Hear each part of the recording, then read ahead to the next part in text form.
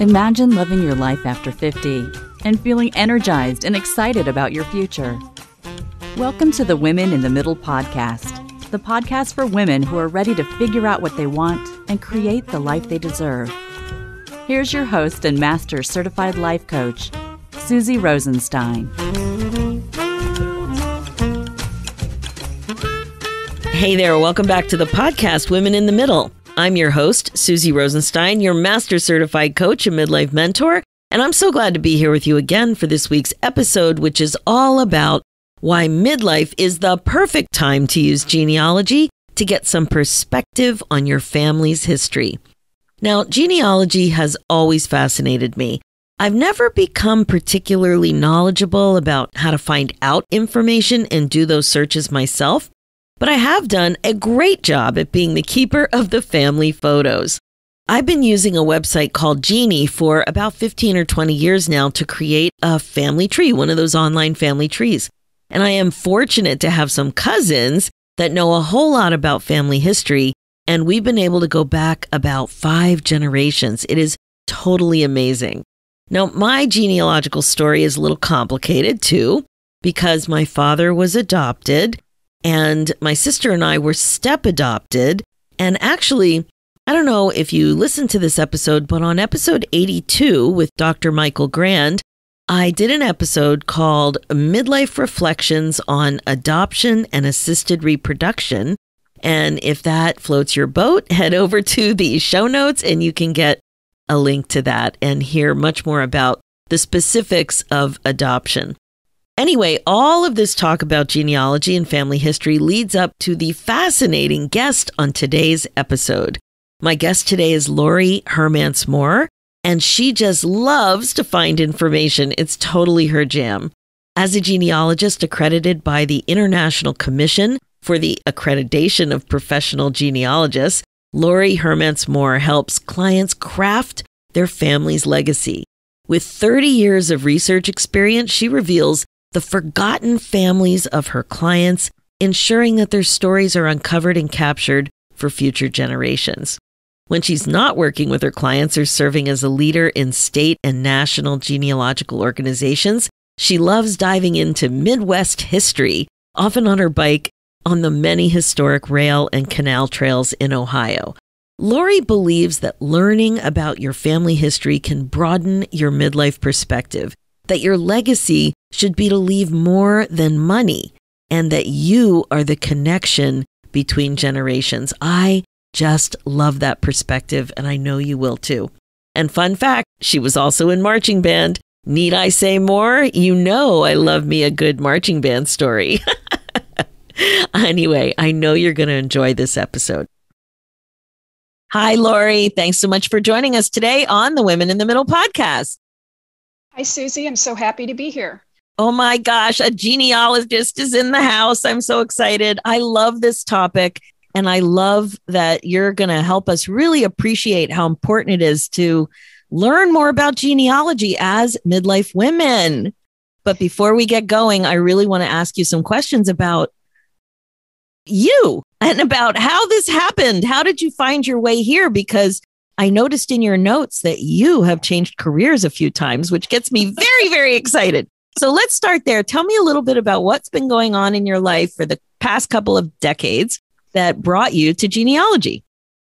All right. Well, I feel like I've come full circle because in college, I was a history major, really loved history, but didn't really know what to do with it. And, at the time, college in the early 80s, the best advice that I got was, well, become a librarian. So I get a master's in library science right away, become a librarian. I'm a good librarian, good reference librarian, really enjoy chasing facts and looking up things and being creative with sources. And if you look at the threads that have followed me throughout my career, that is the thread that I am still using every single day. I can't even tell you what that means that you said that, because it typically comes up with most of the guests I interview, and it seems to be the thing that's so overwhelming to people who are stuck.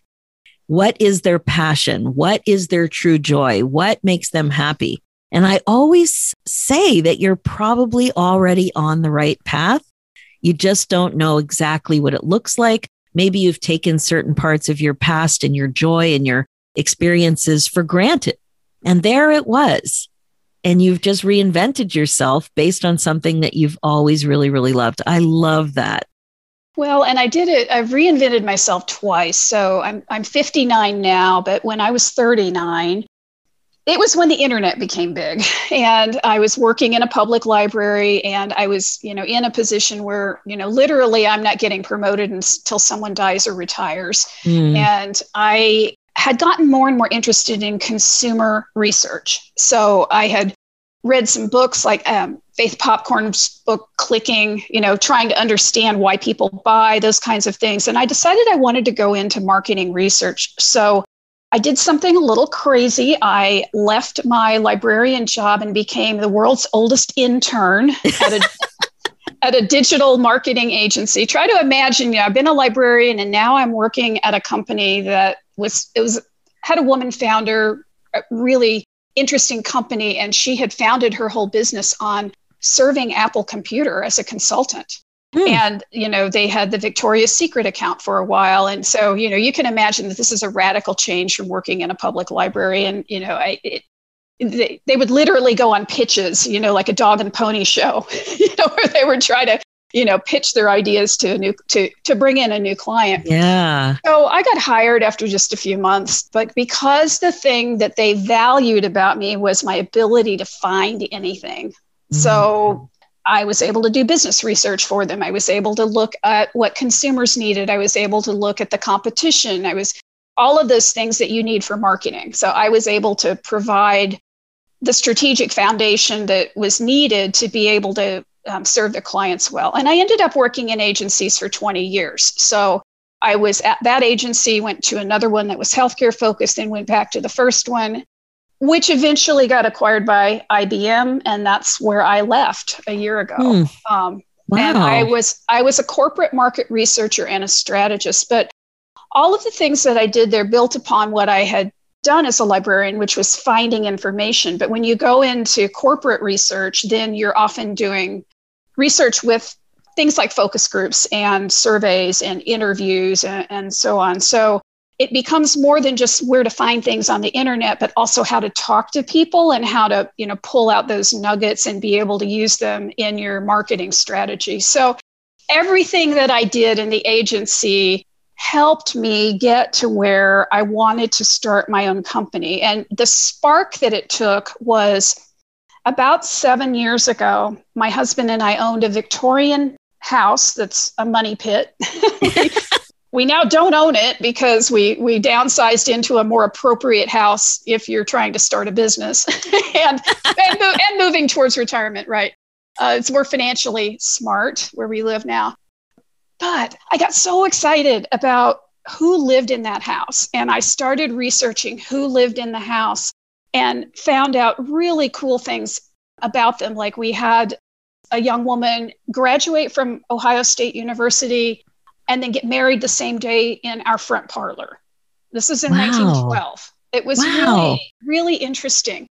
And that got me interested in genealogy, but it had always been a roadblock for me because I'm adopted, and so is my husband. So, but I found our birth families, and I got bit by the genealogy bug. Okay, hang on a sec. Hang on a second. Yeah. you just blew past something really interesting.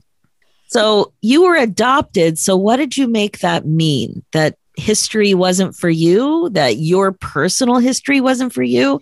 Because your background history was clearly for you. So what did being adopted mean for you? I wasn't as interested in researching the family that adopted me. I wasn't, and plus my cousin had already done that. And I really wanted to research my own genetic family. And fortunately, I was able to locate them pretty quickly, and I'm now able to research my own bloodlines. Okay, so again, hang on a minute here. So do you think it was really your lack of interest that prevented you from digging into that rather than technology or any of the online services these days? It was really my lack of interest because I always probably had the skills to learn how to be a good genealogist. Yeah, it sounds like it. What's so cool to me about genealogy is it takes everything that I've done for 35 years and it's like on steroids. It's so much more difficult. And genealogy is really tough because the records, the farther you go back in time, there are fewer records and they're harder to locate. So a lot of things in the US, at least, are on the county level. And that means that every time you're researching somebody, you've got to figure out what county am I in? Has it always been this county or was it another county previously? And are the records at the courthouse or are the records online? Have they been moved to an archive? It's this whole litany of things that makes it difficult to do genealogy. And it's a lot more difficult than Ancestry makes it seem. I hear that. But again, we're going a little too fast because you're so interesting. So I am really fascinated by human behavior. So what you just said about you being not really that interested because it wasn't your personal genetic history is fascinating. And then was it that marriage in your parlor that opened you up a little bit to say, maybe I do have all the skills. Maybe I might be a little curious. Like, what was that moment like where you made that decision to pursue your personal history? I was researching my own house, but I was also volunteering for our local architectural historic preservation group.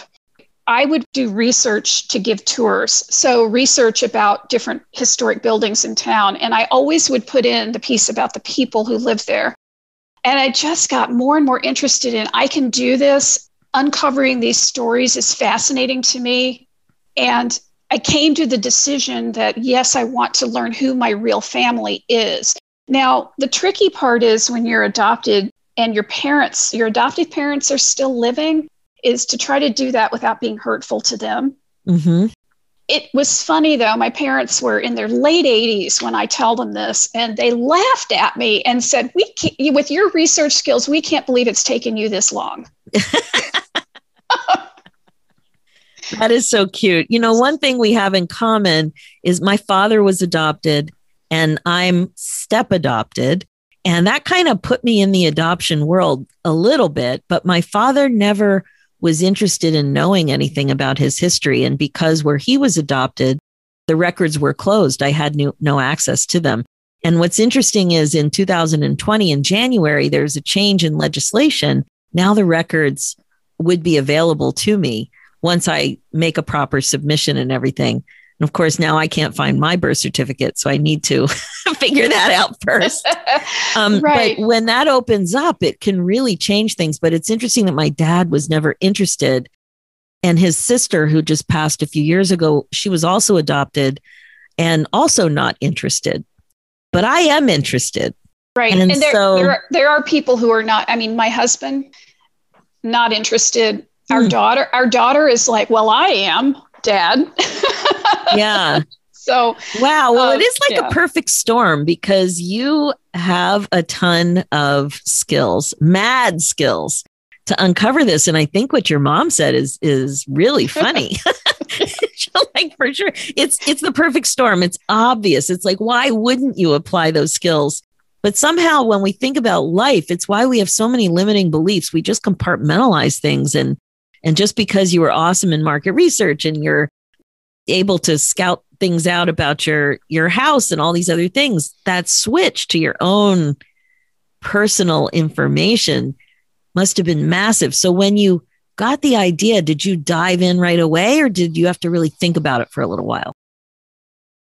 I found my family pretty easily because in the state I was adopted in, they actually will do a search for you. And then the court intermediary will contact your birth parents. And in my case, only my mother was named on my birth certificate, and that's pretty common. But she absolutely wanted to meet me. So that was one of the most shocking days of my life, interesting, exciting. My husband and daughter and I were all just kind of in shock that, we have this whole other family, and we got the names and then started really researching them. we kind of found them on Facebook pretty quickly, and found pictures of them. And my husband's looking at my birth mom going, this has to be your mother. I think we found the family.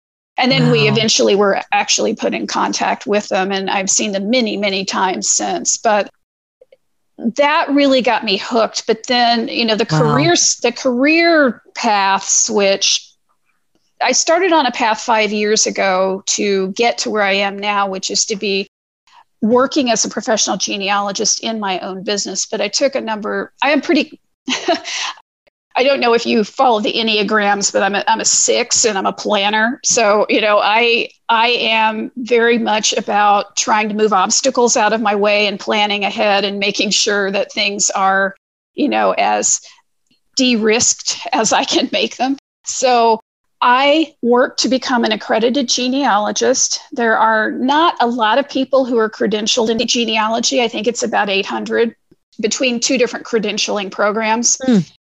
So I wanted to start my business with those letters after my name. And I also wanted to make sure that we were being financially smart about it as we were approaching retirement, and that I had the business set up appropriately. So I put all of those moves into place, including downsizing our house and so on, before I decided to leave my corporate job. Wow. Okay. So how long were you thinking about leaving your corporate job before you actually left? 5 years. 5 years, which sounds like a long time, but it also took several years of coming into genealogy to become at the top of it. To, even though I came in at a much higher point than many people do, because I had been a researcher forever, and I know how to look for quality research, do quality research, be able to evaluate records, those sorts of things. It took a while. I actually don't think it's necessarily a long time. Like, it depends what you expect. Your expectations were such that you wanted it as low risk as possible. You wanted credentials. You wanted a lot of developed skill. You wanted to be at the top of your game. Like, I don't know. I think it's also realistic that sometimes to get what you want, you need to plan. Right. And I was making progress forward the entire time. Yes. So it felt, I was just putting a plan in place and executing the plan and, got there. And it sounds like you had a lot of belief too, that it was absolutely going to happen as soon as you put these things in place. Well, and then, so the funniest part about the whole thing is the day that I launched, I'd had my business going at a low rate for a while, but The day I went full time in my business was April Fool's Day 2020. So you all know where we all were April Fool's Day 2020, right? We were all in shock. Exactly. What a great day to start my entrepreneurial journey. That's a good one. All right. So 2 job changes, and now you're well into this new career. And I love that, that you were so careful and really thinking about what it was that you wanted, and also really appreciating all the skills that you developed that all made sense on your path. Like, your purpose is careful research and sharing and telling stories. That's what it sounds like. Well, it is.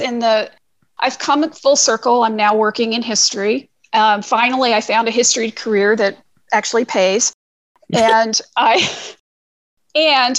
built upon everything that I've done. It's not just from being a librarian and being a very good researcher, but it also was all the skills I picked up at working at an agency. So yes. I knew how to write a statement of work, how to manage a client project, how to do a bid, how to work with clients, some of those things, painful to learn at the time. It's easier for me now than for a lot of people who go into professional genealogy, to the point where, to push my business ahead, I have been seeking out coaching from other entrepreneurs and people in different spaces. So they're not genealogists, they're other types of business. And I'm in a mastermind with women in other types of business, because I've realized I need to get my inspiration from others to be able. That's great insight. Yeah, so am I. It's really, really important. And business building, and we all have what to learn from each other, right? It's so good. You have to build a community too when you're home based. Mm-hmm. Otherwise, it's just you sitting there staring at the wall, staring at the screen. Absolutely.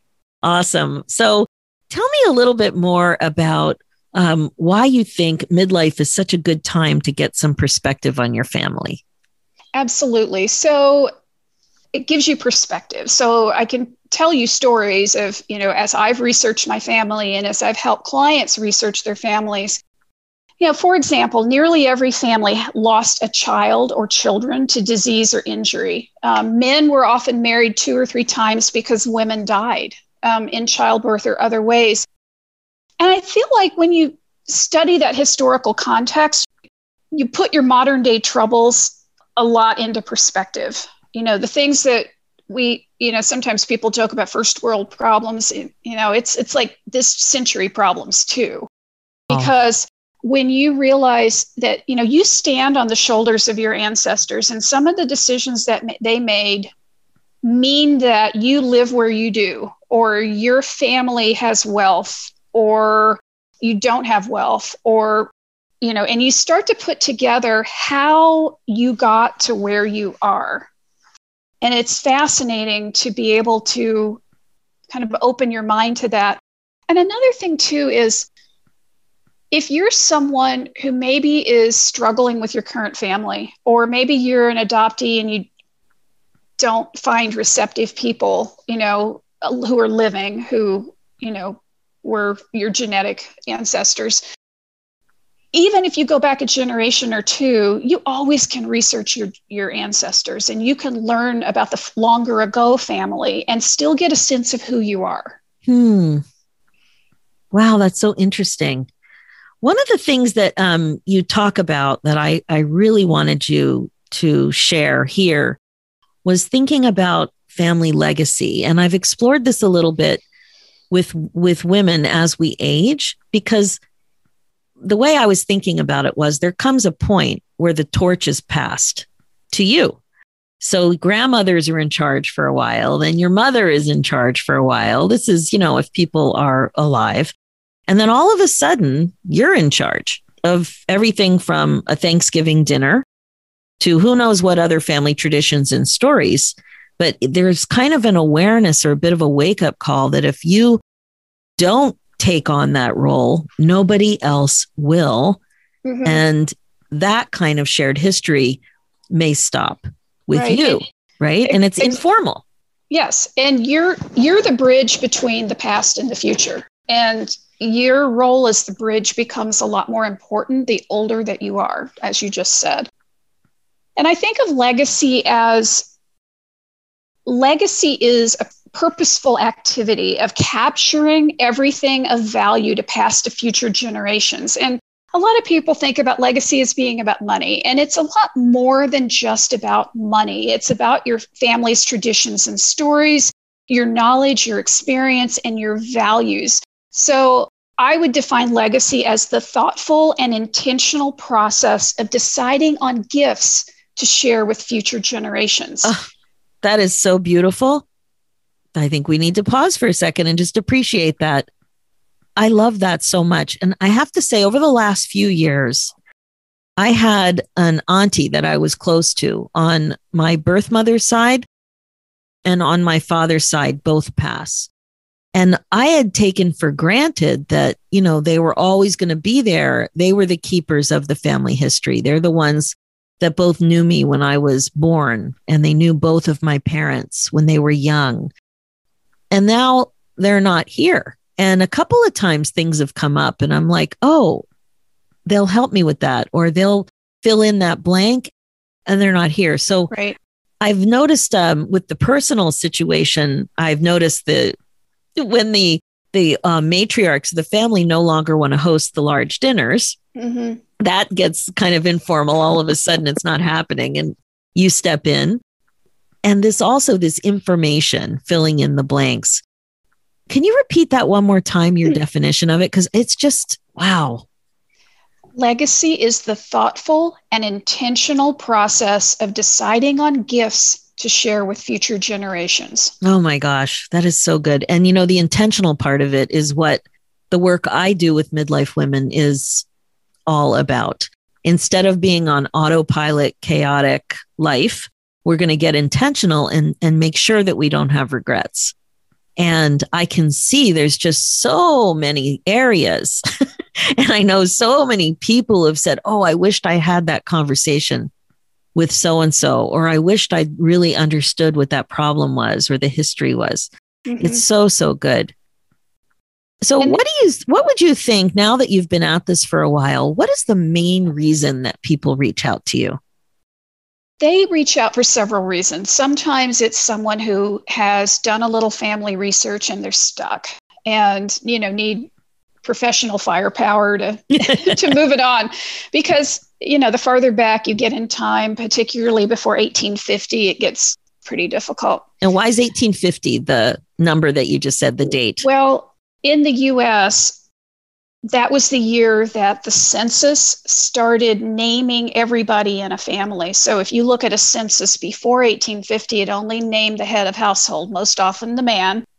And so the women and the children were represented by little tick marks in age brackets, but it's pretty difficult to figure out. Like, for example, it's very hard to figure out who a woman's father is before 1850. Because unless he named her in his will, there's often, very few records that would give you that information. Now, if you're in certain parts of, the US and in Canada, where it was more established earlier on, and I mean in the US, that would be the Northeast, then there were more church records, town records, and so on, existed a whole lot earlier than they did in the Midwest where I live, or certainly in the Western United States, which sometimes, records didn't really kick into gear till the 1870s. So it really just, kind of really depends on where your family is from. The other thing that people come to me for is good example of the type of client that I serve is someone who realizes they don't know anything about their family. And an example would be someone came to me and he and his sister are the only ones left. And they're in their early 50s and their parents, unfortunately, died of cancer within the last couple of years. And their parents were in their 70s. So it's it's this gentleman, it's his sister, and it's the sister's husband and kids who are left. And so what he wanted to do was he said, I don't feel like we know who our family is, and I want to do a family tree. So I researched from their grandparents back to their great-great-grandparents. That was 14 couples, and created a few paragraphs about each family, documented who they were, so that a beautiful family tree could be created, but also to start telling some of the stories. This is what he wanted to present to his sister, and then, hence her children. So I love to do projects and assist people like that, because it was going from knowing nothing to knowing something about all of your lines. And, you find really cool things. Like, for example, we found that one of his great-grandfathers had been in the Civil War for 3 years. And he was in Kentucky, but he fought for the North. So, interesting things like that you go, well, I'd really like to follow up on that, because there's a whole lot more to that story. And that's what that kind of research can do, is it can start to reveal where the interesting stories are. Now, what about you? What interesting stories did you uncover about your birth family? Oh, absolutely. My favorite ancestor is a man named William, who is my fourth great-grandfather. He was, born in the 1760s and died in 1840. But this man did a lot in his life, and I'm still trying to figure it all out. But he first appears at age 21 in a tax record in far eastern Tennessee. And this was the area of Tennessee where all of these men lived, called the Overmountain men, who were defying the British. And they were, we're going to live here whether the British say that we can or not, during the Revolution. And then they decide to form their own state. Google the lost state of Franklin. So my ancestor, William, signed that petition. That's kind of crazy. And then he marries, he moves to Kentucky. He's in a town there. He builds the courthouse. He builds the jail. He raises a bunch of children. does all these things that I've been able to uncover through records. And it's really interesting what you can get from reading, say, an old court record. There didn't used to be a highway department. So men were assigned to build a road from point X to point Y. And you can learn a lot about who they were, moving around with and interrelating with. Wow. Same ancestor just up and moves in 1814 into Illinois, crosses the Ohio River, goes up to Illinois because Illinois had opened by then. And that's a key reason that people moved in that era, was because his sons were coming of age. There was no more land available in Kentucky. But if he moved to Illinois, well, they bought up a lot of land when they moved there. And then the Methodist Church in Illinois was founded on his farm. And one of his sons hung out with Abraham Lincoln in 1840. It's in a newspaper at a meeting. So, I'm giving you the kind of like, what the heck look. Wow, I know. If you could see. This is all one ancestor who did all these things. And all of that was possible to uncover by just doing, pretty deep research into the records that are still available. That's amazing. That's amazing. So you're really blowing people's minds. That you can write that as a descriptor for your job. What do you do? I blow people's minds. Blow your mind with records you had no idea existed. Oh my gosh. Do you think that people get into trouble, by doing quick research and DNA stuff without the context? Yeah, I feel like as a genealogist speaking publicly, I need to come down on what to be careful about with DNA, because it happened to me. So if you take a DNA test, you need to be prepared for literally any truth to come out. So this could be that one of your parents, you have a half sibling you didn't know about, for example. This happened to a high school friend of mine. For me, I had a situation where my parents were unmarried and so on. But just a year ago, I had a half sibling emerge on my dad's side. He suddenly did a test on Ancestry, and here we are connected with a large amount of DNA. And we, after talking, realized that we were both children of the same man. And so it can happen to anyone. So if you are going to do a DNA test, be forewarned that it may reveal things that are unsettling or hurtful. It may introduce you to amazing family you never knew existed. So it really depends. If you're adopted, you probably do need to do a DNA test. You were referencing adoption records becoming available. And that's true in some states. A lot of the time, though, your father won't be named on those. So, to get to your father, you may need to use DNA. And I'm working on a project for a client today about this very thing, where we're trying to figure out who her father is. Well, she has some pretty strong matches at the second cousin level, which mean they share great grandparents. And I have to build their trees to try to figure out how they connect to each other, and then which men mathematically could be my client's father. But yeah, I do that kind of work. This is fascinating. You're the perfect person for doing this work with your background, but it sounds like you had to take some genetics along the way too. Well, yeah.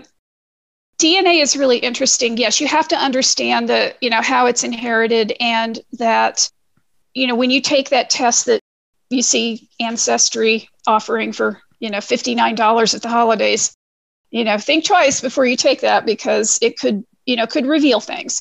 But it's those tests and those 10 million people who have tested that make it possible for us to make those connections, and also possible for some of my colleagues' work to solve long ago crimes. So there is a TV show called The Genetic Detective with the very famous genealogist C.C. Moore, and she's doing exactly the same thing that I'm talking about to find an adoptee's parents. She's doing that to find people who committed crimes many, many years ago, cold cases. Wow, that's amazing. So here you are. Oh, there's one other question I wanted to ask you before we conclude. I noticed in your work, you're working in a geographical part of the United States. Can you talk a little bit about that and if you go beyond that or why you stay in that area? What's that about? Exactly. So I'm an accredited genealogist through ICAPGen.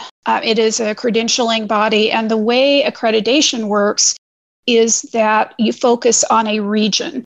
And my region is US Midwest, which meant that I had to become extremely familiar with records in the Midwest United States, which is all the states between Ohio and Missouri. And I'm from Missouri and I live in Ohio, and that felt good to me. So I do a lot of my research in the Midwest, and I focus on the Midwest. And so I had to be tested on it. So you're tested, you're evaluated by other people who are already credentialed, and that's how you achieve your accreditation. So I do research all over the US. So I do not do research in other countries. Genealogists refer to other people, other genealogists a lot, because you want somebody who can do research in your geographic area. That said, in the United States, particularly Midwest and farther west, records tend to be kind of similar. So, I'm often stepping outside my geographic area, because along the way, I also had to pick up knowledge of all the different record types and to know how to, accurately use probate or census or church records or court records. There's many kinds of things that may lead to evidence about your ancestors. Wow, this is so exciting and so fun. And I love that you changed careers a few times. And I love that you were always on your path. And it really seems like you found your calling. Like, it makes so much sense when you think about where you came from and your passion for history. One thing that I really love is to go and to help my clients do is to go visit the places that their ancestors were. And I love a then and now. I love looking at what it looks like now, finding old photographs of what it looked like then, or finding an old map of what it looked like then. I can tell you the exact piece of land your ancestors owned in 1800 and find it for you on a map and show you exactly how to drive to it. And it's so meaningful.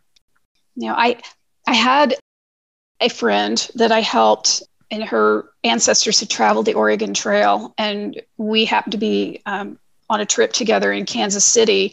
There are places in Kansas City where you can still see the ruts of the Oregon Trail, and you can stand there where the wagons pulled up the hill after they crossed a creek. And she stood there and just was like, so touching to actually imagine them going west and to stand in the place where it happened. And I love to help people have those experiences. Wow.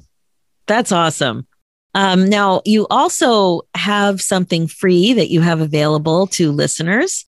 And so how can they get in touch with you? Right. So you can find me on my website. It's heritagebridge.com. And there's a contact form there. There's a lot about me. My blog is there. You can sign up for my newsletter and get some more family history stories. If you'd like to get started doing your own family history, and there are some, the most important advice I can give you is talk to your older relatives now. Do that before you do anything else, and document, ask them questions, ask them to tell you the stories, because even though I can uncover a lot of things, there's a lot of personal stories that never made it into records, and you're going to have to get that from the people involved. So make sure you do that first. But I have a download for your listeners called 4 Ways to Build Your Family History Legacy. And you can get it at heritagebridge.com/women in the middle. All those words are run together, women in the middle. Oh, that's amazing. Thank you so much. I'm going to put those links in the show notes, of course.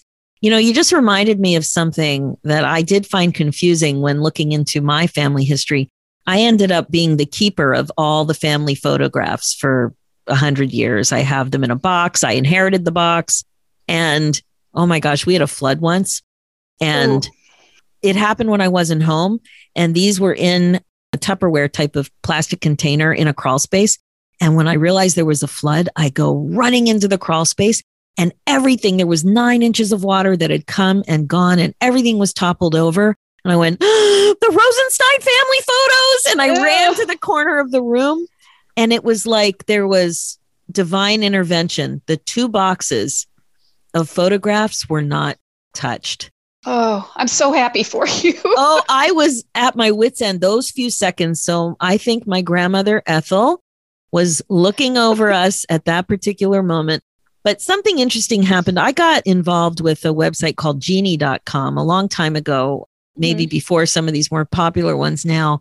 But I did a fair bit of work. There's a couple of people in my family who were very into genealogy. One was formally trained as well, but not doing a business like you are.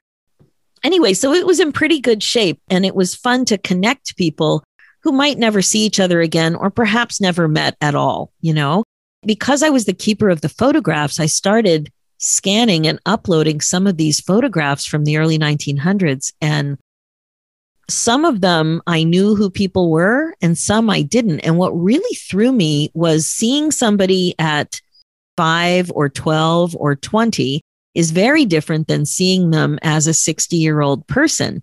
And I couldn't always tell who these people were. And I had a delightful experience once where I posted something with some cousins of my father.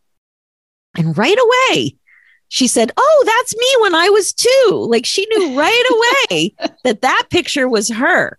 And that was just really a fun way to share photographs, because when we grew up, we were thinking the only way to do this is to schlep out to some small town in whoever knows where and physically show somebody a photograph. And now with groupthink, there are lots of ways to do this. And I just noticed recently on my husband's side, one of his first cousins is doing this on Facebook. And she's put together a Facebook group of all kinds of relatives that never met and live in different countries. And they're having a grand old time in there sharing photographs and stuff. And lots of fun. And my family history story. So if you're adopted, you really appreciate the people like you who take the time to upload photographs, because that may be the only way you ever see photographs of your ancestors. And so my daughter and I had really studied my second great grandfather who had fought in the Civil War. And she knew quite a bit about him and that he had been injured and things that had happened, because we read his pension file. Civil War pension files are magical. So if you have a Civil War ancestor, they're, rich, hundreds of pages sometimes of information about them and their lives. Wow. Well, so a cousin had posted a picture, and my daughter and I are looking at this picture, and she's like, "That's Adam." And I'm like, "Well, how do you know?" And she said, "Well, look in the picture, you can tell his eye is injured. One of his eyes was half closed." And she knew from from the research that eye had been injured in the Civil War at Resaca in Georgia. And then we found, later pictures, the 2 boys in the picture with him are his 2 sons. And it was amazing because we had been researching this man for months. And here is this photograph of him with his 2 boys. And, now there are websites that will colorize those pictures for you, that will clean up those pictures for you. So digitally, the technology is really good, that really brings these people to life. Oh my gosh, Laurie, what a fun interview. Thank you so much for joining us today. And thank you so much for doing this important work. And I love the context that you put this in terms of legacy and the importance now of having these conversations. And like I always say on this podcast, pick up the phone. Don't just text. Don't just send a Facebook message. Pick up the phone. And this is just really encouraging that message of connecting with your family as much as possible while you can share these stories and put them in some kind of a format that it is easy to pass on, and that we do have a role in that. Right. It's meaningful if you can involve your children in that now. It's meaningful for them to hear the stories. It's meaningful to document the stories so that they have them 30, 40 years from now. Oh my gosh. And they would love a fresh story, because all I hear is all my repeats. They're like, "Mommy, you are repeating that story. You told me that 10 times. They need new content." Exactly. That's it. Well, thank you so much for joining. And there's one tiny other little fact that we have to share before we say goodbye. We just discovered that we were both in band in high school, and we were having a good old time before we started the interview. We both loved marching band and had amazing experiences. Right. Total band geek talk. Total. So I played saxophone, and Laurie switched from flute to Baritone. Baritone. And we both played in high school and college. Right. So much fun. You don't leave band behind. You can be 40 years out of high school or college and you're still thinking about it. 100%. So I wonder how far we go back to find other ancestors who played in the band. I mean, I played my mom's saxophone. It finally died because I was not kind to it. But I did play it for ancestors who are in the 1900s, pretty often you can find digitized newspapers and find a lot of newspaper stories about them. So, what a great idea. Who knows? Oh, so much fun. So much fun. Okay. Thank you so much. And remember to check the show notes for more information on how to contact Laurie. Thanks so much. Thank you so much. I really enjoyed it. Okay. That's it for this episode. I know that you loved meeting Laurie. First, I just love sharing another story about seeing a thread of clues going throughout somebody's lifetime like Laurie's. And, she could see things that she always loved. And she could it was obvious that her path and career were like she had all the makings for it. It almost seems like it would be impossible for her not to be doing what she's doing. Her career choice and the path and all the little things that she tried along the way, not little things like serious pivots in her career, it all makes perfect sense. And that's what I advise you to do too. If you are confused or stuck about what it is you want to do, take a look at those clues. Look for them. What are the similarities, the threads that are really, really going through your life? Second, oh my gosh, Laurie really shared some important perspective about how important it is for midlife women to appreciate their roles in sharing family legacy. I really appreciated the conversation with Laurie. It's so in keeping with being intentional in midlife. For sure, not knowing some of your family history can become a regret. I know so many people that tell me they wished they asked more questions or spent time to record some conversations with some of the seniors in their family. So in the spirit of regret proofing your life, really think about what information you want to know and share in your family and do what you can to create that legacy. So good.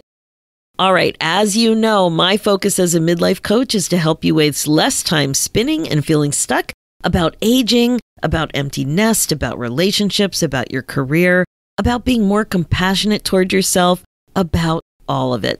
It's time to get excited about your life again. Remember, being the queen of your brain domain is the best way to be, and I am here to help. This is what you'll learn when you hire me as your coach. Learning the mindfulness concepts are one thing, but when it comes to applying the concepts, that's when you really benefit from coaching. And that's why you should join the Finally First Club. We are waiting for you. It's my monthly midlife membership that's your one-stop home away from home, really. That's what I call it, for coaching, community, and connection. You can finally get that fresh perspective and learn and grow in a community of like-minded women. And it's just going to help you sail into your next chapter with a big smile on your face. Why not do that? Join us now at www.iamfinallyfirst.com. For show notes and links, head over to www.coachwithsusie.com. And to get a copy of my new book, 50 Ways to Celebrate Life After 50, check out Amazon or your favorite online bookseller, or go to www.50waystocelebrate.com. Let's do this, ladies. It's time for you to put yourself first, one thought at a time. Thanks so much for listening, and I'll talk to you next week.